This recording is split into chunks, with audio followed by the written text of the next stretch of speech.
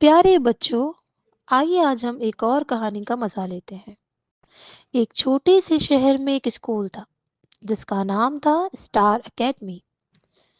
इस स्कूल में एक छोटा सा लड़का अली था जो अपनी मेहनत और किताबों से मोहब्बत की वजह से जाना जाता था।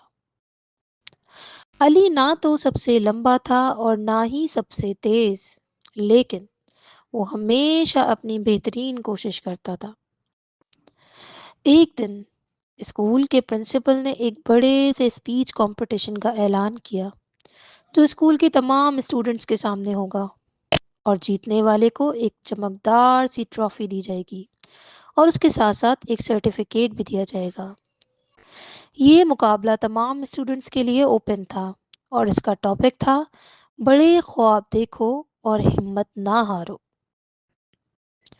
जैसे ही अली ने इस ऐलान को सुना, उसका दिल जैसे खुशी से धड़कने लगा और उसने दिल ही दिल में सोचा कि वो इस कंपटीशन में हिस्सा ज़रूर लेगा। लेकिन एक प्रॉब्लम थी। अली की अंदर कॉन्फिडेंस की कमी थी, उसकी आवाज़ काँपती थी, हाथ पसीने से भीग जाते थे जब भी उसे कभी किसी के सामने अपनी कोई बात रखनी होती थी। अली में इतना कॉन्फिडेंस नहीं था कि वो स्टेज पे जाए और उस टॉपिक के ऊपर बोले। मगर फिर भी उसने ये फ़ैसला किया कि इस बार वो इस कॉम्पिटिशन में ज़रूर पार्ट लेगा और अपने कॉन्फिडेंस को बढ़ाएगा और अपनी पूरी कोशिश करेगा कि वो इस कॉम्पिटिशन को जीते भी। उस दिन अली ने घर जाकर अपनी वालदा को इस कंपटीशन के बारे में बताया और कहा कि मामा, मेरे स्कूल में एक कंपटीशन का इनेकाद हो रहा है जिसमें सारे बच्चे एक टॉपिक के ऊपर बोलेंगे और जो सबसे अच्छा बोलेगा उसको बड़ी सी ट्रॉफी दी जाएगी और सर्टिफिकेट्स दिए जाएंगे। अली ने ये बात अपनी मामा को बहुत पुरजोश होकर बताई। उसकी मामा मुस्कुरा कर बोली, ये बहुत अच्छा है अली, लेकिन बेटा याद रखो, जीतना ही सब कुछ नहीं होता। सबसे अहम बात यह है कि तुम अपनी बेहतरीन कोशिश करो और कुछ नया सीखो। जब अली ने अपनी मामा की ये बात सुनी तो उसने पूरे दिल से सर हिलाया और ये फैसला कर लिया कि अब वो अपनी पूरी मेहनत लगा देगा। और फिर वो मुकाबले की तैयारी करने लग गया। अली हर शाम जब स्कूल के बाद घर आता तो अपनी किताबों के साथ बैठता और अपनी तकरीर की तैयारी करने लग जाता। वो ध्यान से लाइनों को याद करता, पढ़ता और पूरी कोशिश करता कि उन्हें अच्छे से अदा करे। लेकिन जितनी ज़्यादा वो मेहनत कर रहा था, उतना ही ज़्यादा वो नर्वस भी हो रहा था और वो अक्सर ये भी सोचता कि अगर मैं उस दिन अल्फाज भूल गया स्टेज पे जाकर और मैं कुछ ना कह सका और मैं डर गया और अगर मैंने सबके सामने गलती कर दी तो क्या होगा। बस यही सोच सोच कर अली का दिल बैठा जाता। फिर एक शाम अली अपने कमरे में अपनी प्रैक्टिस कर रहा था तो उसकी छोटी बहन सारा दरवाजे से झांक कर बोली, अली भाई, आप क्या कर रहे हैं? उसने जवाब दिया कि सारा, मेरी बहन, मैं अपने तकरीरी मुकाबले की तैयारी कर रहा हूँ, लेकिन मुझे नहीं लगता कि मैं इतना अच्छा कर सकता हूँ। तो उसकी बहन सारा ने सर झुका कर कहा, अली भाई, अगर आप अपनी पूरी कोशिश करेंगे तो यही सबसे अहम है और आप ये कर सकते हैं, भरोसा करें। उसकी इन बातों ने अली को कुछ सुकून सा दिया और कुछ कॉन्फिडेंस सा दिया। लेकिन फिर भी वो सोच रहा था कि क्या मैं ये वाक़ई कर सकता हूँ? क्या ऐसा हो जाएगा? फिर दिन गुज़र गए और आखिरकार उस मुकाबले का दिन आ गया।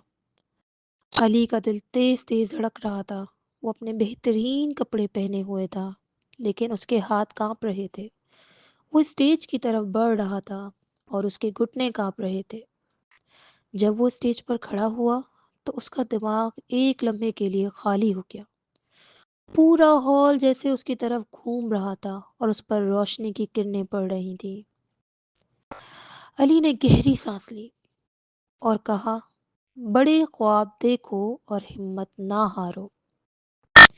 लेकिन अचानक उसका दिमाग सच में स्टॉप हो गया। वो अपने तकरीरी अल्फाज भूल गया।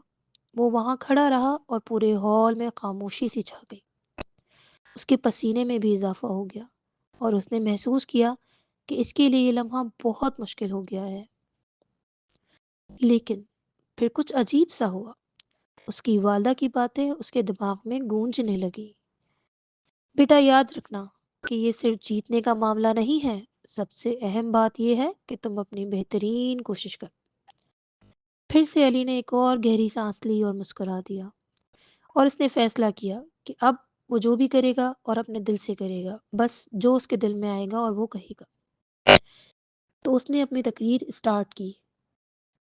پیارے دوستو، میں شاید ہر لفظ یاد نہ کر سکوں، علی نے جاری رکھا، لیکن میں یہ جانتا ہوں کہ میں اپنی بہترین کوشش کر رہا ہوں، اور یہی سب سے اہم بات ہے۔